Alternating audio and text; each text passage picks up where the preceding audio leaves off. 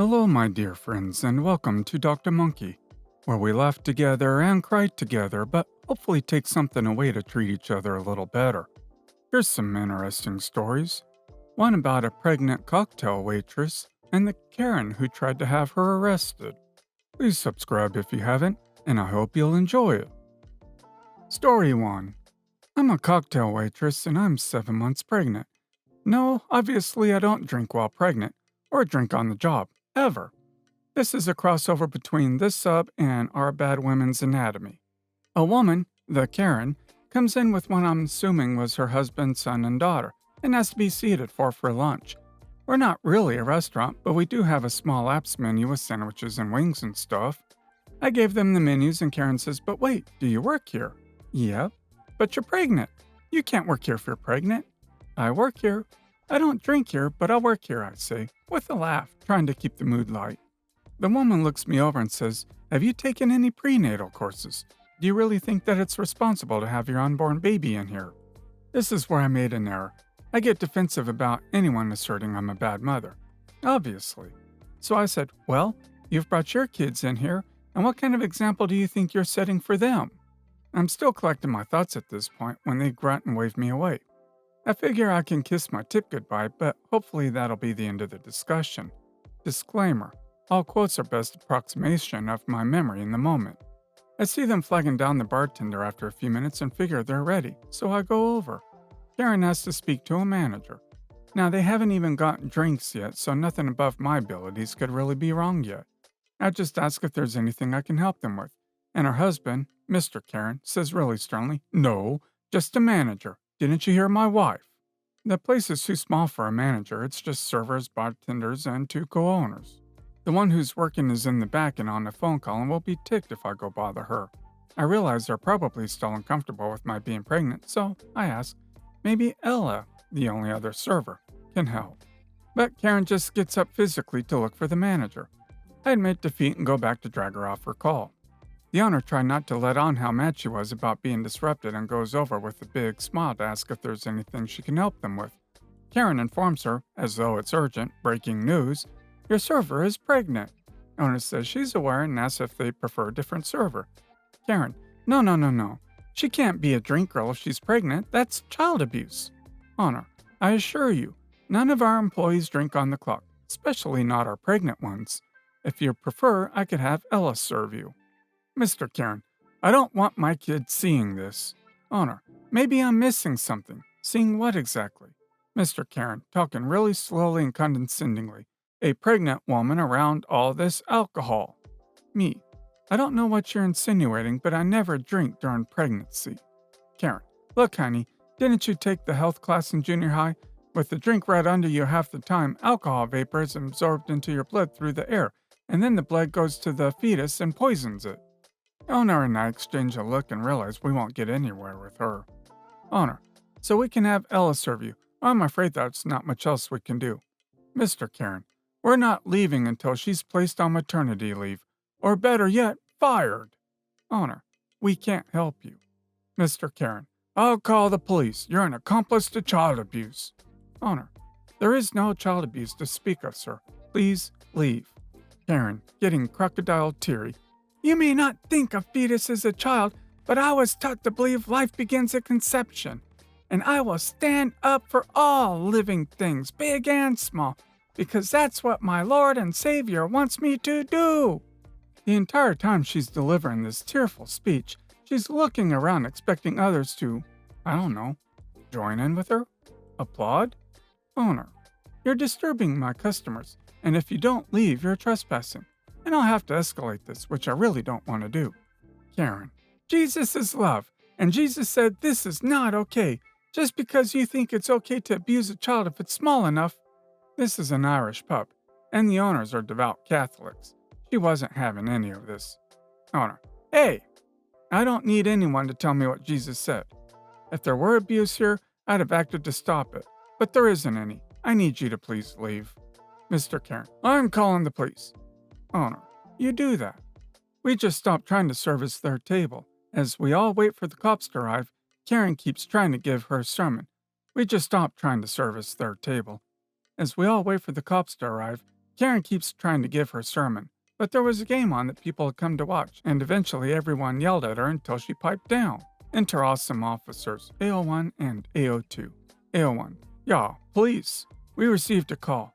Is there a Mr. Karen in here somewhere? Mr. Karen. Right here, officers. AO1. You said you're witnessing child abuse? Are the parties involved still in the bar? They point me out. I pretend not to notice. I'm worried the officers will take them outside and I won't be able to watch any more fireworks. AO2. So what exactly is going on? Karen. That woman was drinking. She's pregnant. You can plainly see she's very pregnant. Before I can go over and tell them she's lying about my drinking, the officers look at each other and look back at the Karen family. AO2. That's not illegal. Karen. What? Mr. Karen. Look here. AO1. It's definitely not recommended, but it isn't illegal. Now, do you know the woman? Is she a friend of yours? Family? Karen. She works here, in a bar, and she's pregnant. Mr. Karen. I want to see this place's liquor license revoked. AO2. So listen, she isn't doing anything illegal. What I can do is I will talk to her, but we can't take any action beyond that. Is there anything else you observed that you'd like to report? So the second officer comes over to me and takes me to a quiet spot while the first is getting their personal information and taking the rest of the statement. Karen is crying again, and I assume bemoaning being the last bastion of good Christian morality in this bar. Awesome Officer 2 introduces himself and congratulates me on being pregnant, and says I probably overheard why they were called, and starts to offer me some public resources for new mothers, parenting classes, etc. I didn't want to interrupt him, so I was waiting for the right moment to interject with my plea of innocence. That's when the patrons came over thinking I'm in trouble, and start defending me. We have plenty of regulars who know me, and they would not let this BS stand. Some even complained to the officers that the owner had asked the Karen party to leave, and they continued to make a scene. So both awesome officers go talk to the owner, who said she was about to call them herself on account of the trespassing. But sirens outside are bad for business, and she was hoping Karens would eventually leave on their own. The officers tell the Karen party they need to leave. Mr. Karen. This is a public place. I have every right to be here if I want. AO1. No, sir. This is a private business and the business owners have asked you to leave. It sounds like more than once, but at least once since we've been here. Karen. This is a disgrace. This is an affront to scripture and child safety and... AO2. I understand you're upset. Let's talk about it outside. He places a hand on Mr. Karen and gives him a firm look. This next part was said as Mr. Karen walks out backwards so he can keep yelling at us, but bumping into things along the way. Mr. Karen. I'll be contacting the authorities about your liquor license.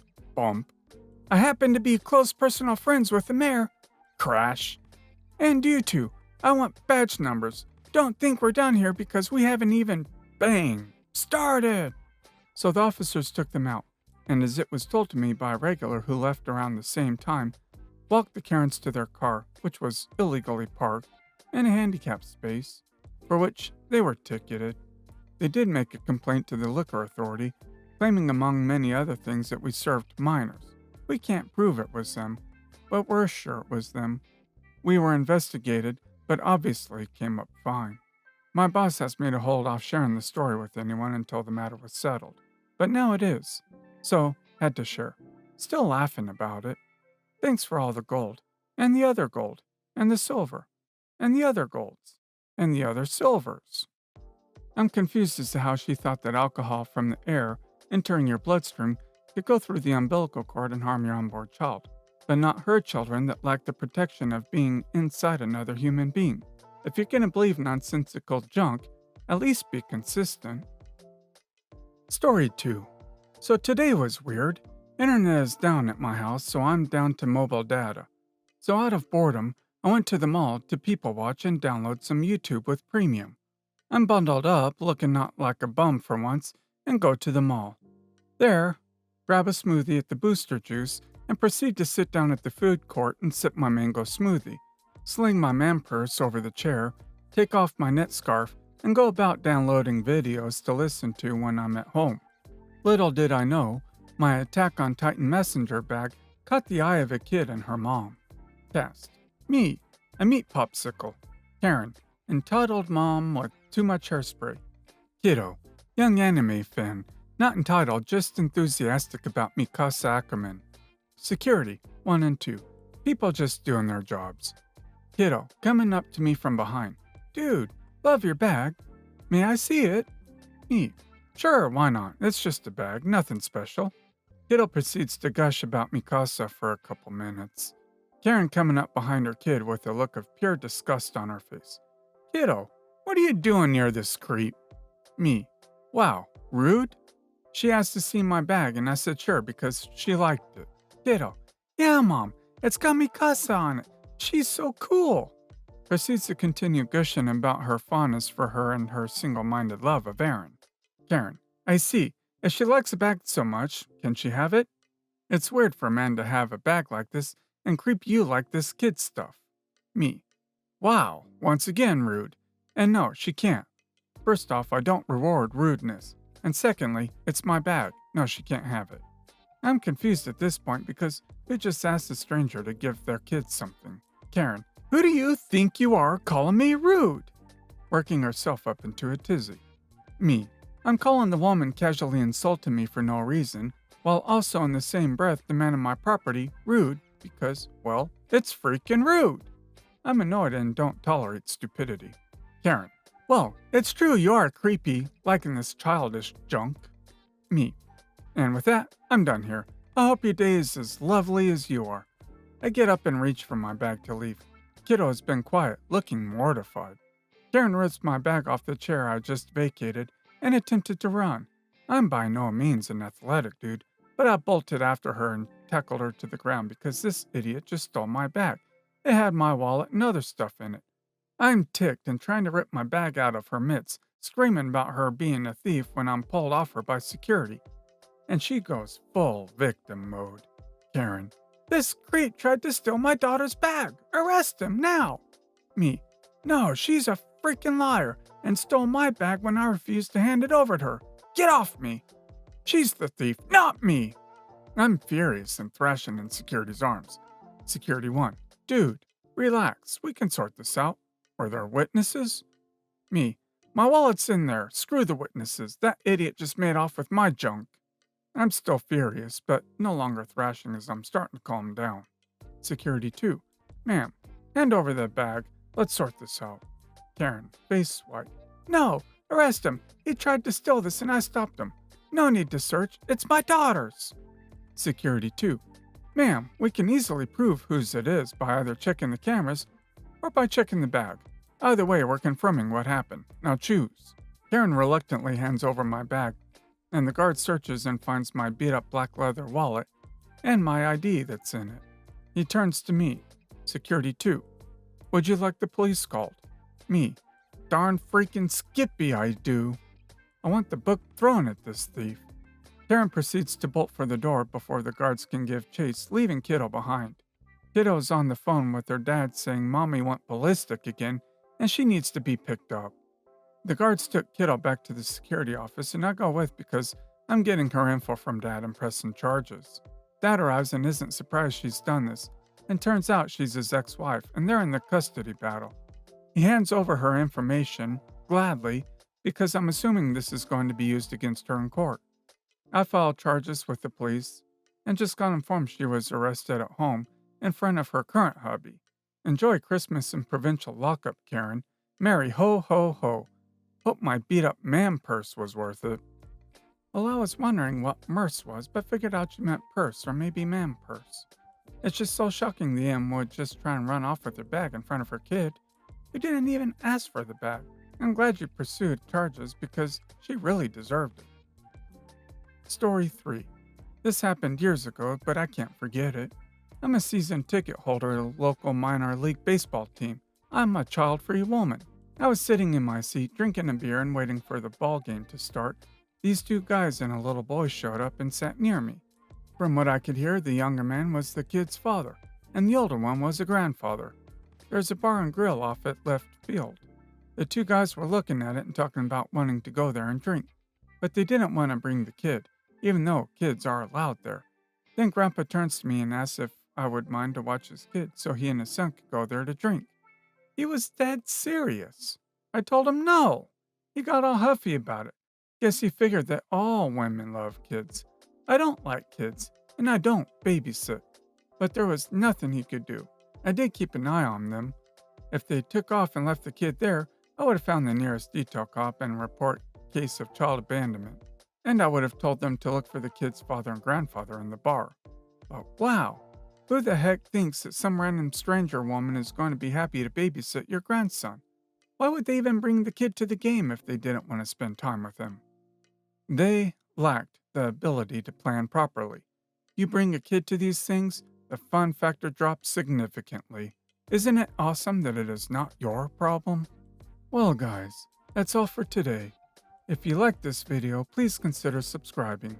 And if you missed the last episode on the channel, I'm gonna link it right here. The story's about OP's own mother, who hurt OP with a knife because OP didn't give her money for her birthday. Check this out if you haven't, and I'll see you next time on Dr. Monkey.